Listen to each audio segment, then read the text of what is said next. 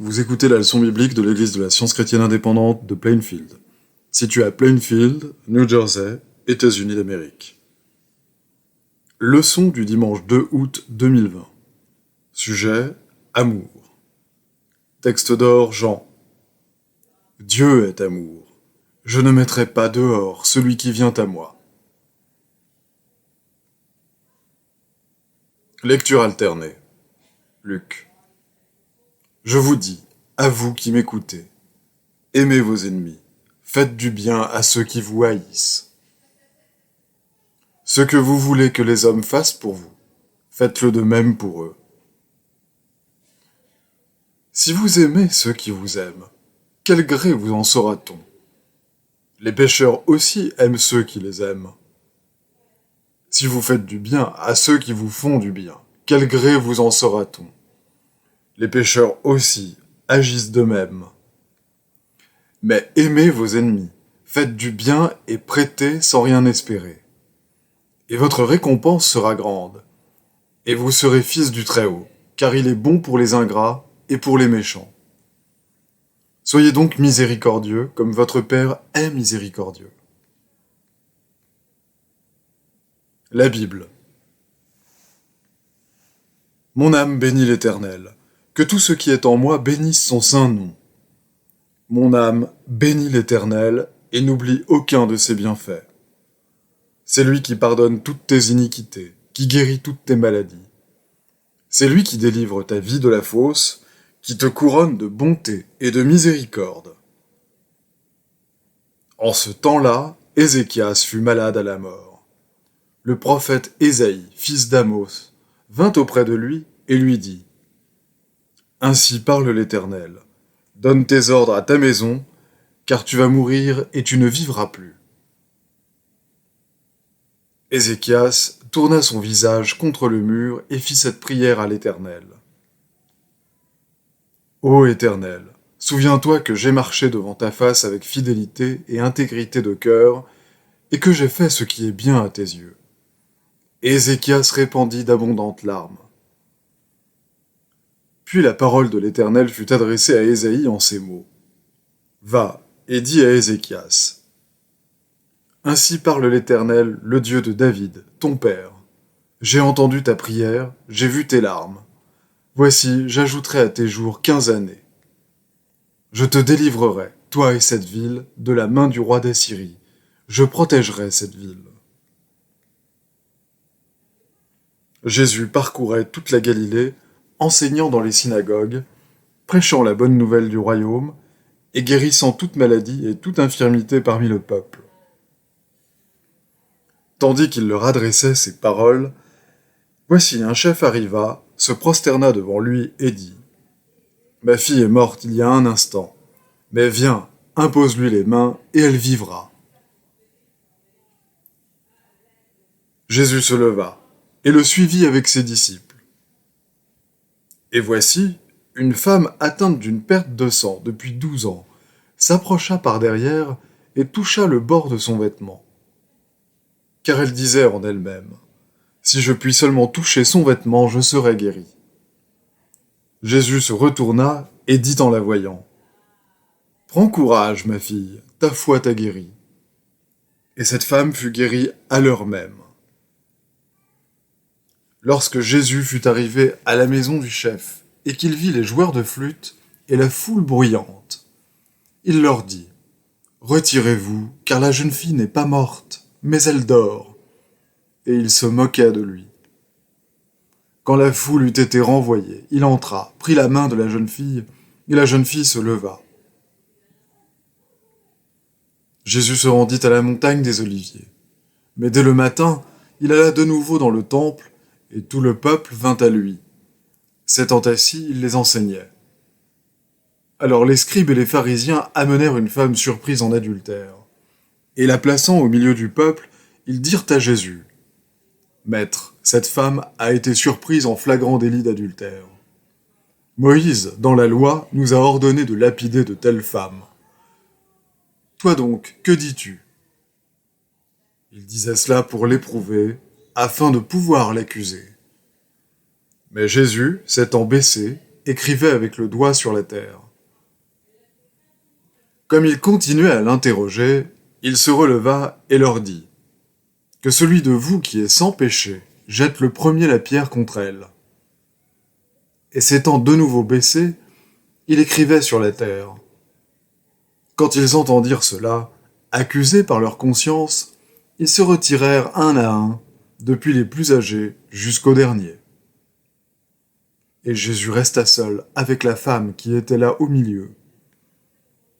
Alors s'étant relevé, et ne voyant plus que la femme, Jésus lui dit « Femme, où sont ceux qui t'accusaient? Personne ne t'a-t-il condamné ?» Elle répondit « Non, Seigneur. » Et Jésus lui dit « Je ne te condamne pas non plus. Va et ne pêche plus. »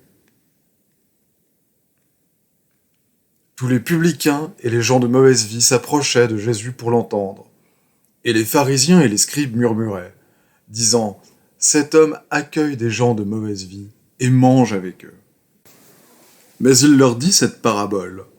« Quel homme d'entre vous, s'il a 100 brebis, et qu'il en perde une, ne laisse les 99 autres dans le désert pour aller après celle qui est perdue, jusqu'à ce qu'il la retrouve. Lorsqu'il l'a retrouvée, il la met avec joie sur ses épaules. Et, de retour à la maison, il appelle ses amis et ses voisins et leur dit « Réjouissez-vous avec moi, car j'ai retrouvé ma brebis qui était perdue. » De même, je vous le dis, il y aura plus de joie dans le ciel pour un seul pécheur qui se repent que pour 99 justes qui n'ont pas besoin de repentance. Ou quelle femme, si elle a 10 drachmes et qu'elle en perd une, n'allume une lampe, ne balaie la maison et ne cherche avec soin jusqu'à ce qu'elle la retrouve. Lorsqu'elle l'a retrouvée, elle appelle ses amis et ses voisines et dit « Réjouissez-vous avec moi, car j'ai retrouvé la drachme que j'avais perdue. » De même, je vous le dis, il y a de la joie devant les anges de Dieu pour un seul pécheur qui se repent. Retenons fermement la profession de notre espérance, car celui qui a fait la promesse est fidèle. Veillons les uns sur les autres, pour nous exciter à la charité et aux bonnes œuvres. Je vais maintenant lire les passages corrélatifs tirés du livre d'études de la science chrétienne. Science et santé, avec la clé des Écritures de Mary Baker Eddy. Dieu est amour. L'amour est impartial et universel dans son adaptation et dans ses dispensations. C'est la fontaine jaillissante qui crie « Ô vous tous qui êtes altérés, venez à la source des eaux. » L'Ancien Testament assigne aux anges, messagers divins de Dieu, des missions différentes. La caractéristique de Michel est la force spirituelle. Il conduit les armées des cieux contre le pouvoir du péché, de Satan, et fait les guerres saintes. Gabriel a la tâche plus tranquille de communier le sens de la présence constante de l'amour secourable. Ces anges nous délivrent de l'abîme. La vérité et l'amour viennent plus près à l'heure de la détresse, quand la foi puissante, ou force spirituelle, lutte et prévaut au moyen de la compréhension de Dieu. Pour le Gabriel de sa présence, il n'est pas de conflit. Pour l'amour infini, toujours présent, tout est amour, et il n'y a ni erreur, ni péché, ni maladie, ni mort. Contre l'amour, le dragon ne lutte pas longtemps, car il est tué par le principe divin. La vérité et l'amour triomphent du dragon parce que le dragon ne peut lutter avec eux. Ainsi se termine le conflit entre la chair et l'esprit. L'amour pour Dieu et pour l'homme est le vrai mobile, à la fois pour guérir et pour enseigner. L'amour révèle le chemin, l'illumine, le désigne et nous y guide. Les bons motifs donnent des ailes à la pensée, de la force et de la liberté à la parole et à l'action. Jésus aida à réconcilier l'homme avec Dieu en donnant à l'homme un sens plus vrai de l'amour. Le principe divin des enseignements de Jésus et ce sens plus vrai de l'amour rachète l'homme de la loi de la matière, du péché et de la mort par la loi de l'esprit, la loi de l'amour divin. L'homme de douleur comprenait mieux que personne le néant de la vie et de l'intelligence matérielle, et la puissante réalité de Dieu, le bien, qui renferme tout en lui. Ce sont là les 2 points cardinaux de la guérison entendement, ou science chrétienne, qui lui donnèrent pour arme l'amour.